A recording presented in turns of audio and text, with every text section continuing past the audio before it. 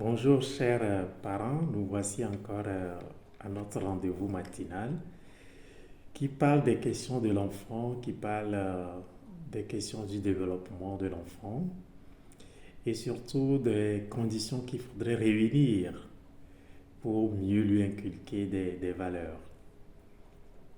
C'est l'objectif des parents. Malheureusement, il n'y a pas d'école pour être parent. Il n'y a pas d'école.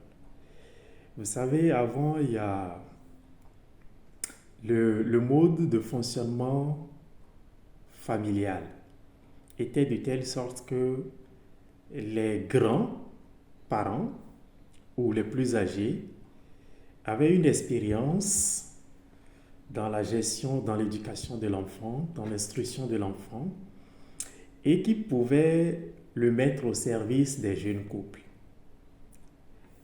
Les familles vivaient l'une à côté de l'autre. Et du coup, quand il y a une nouvelle naissance ici, même si vous n'avez pas vos parents, il y a une grand-mère à côté qui vient doucher l'enfant, qui vient accompagner l'enfant dans son développement, qui l'aide à manger et accordant un peu du temps à la maman de pouvoir se retrouver, se reconstruire de sa maternité. Mais aujourd'hui, compte tenu du contexte où il faudrait aller travailler plus loin, c'est très difficile d'avoir encore ce confort, d'avoir encore cet entourage aidant. Et donc, on est souvent face à nos propres difficultés, à nos propres défis, et qui demandent à se préparer, à se préparer avant de faire le projet d'enfant. Mais ce n'est pas toujours évident, ce n'est pas toujours d'actualité. Et donc, ces séances, je pense que c'est le moment où nous puissions échanger. N'hésitez donc pas à partager ce que vous vivez avec nous par rapport à vos enfants et tout. Et mettez les commentaires, mettez des cœurs, afin que nous puissions évoluer et parler de plus et de nos enfants.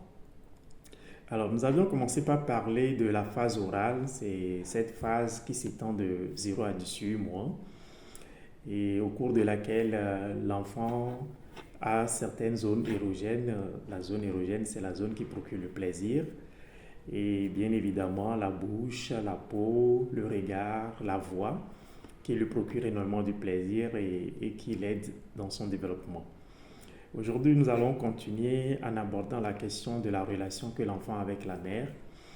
Il faut dire que déjà, tout va se créer à partir de la grossesse. L'enfant qui est connecté à la mère, qui vivra grâce à la mère à travers le placenta.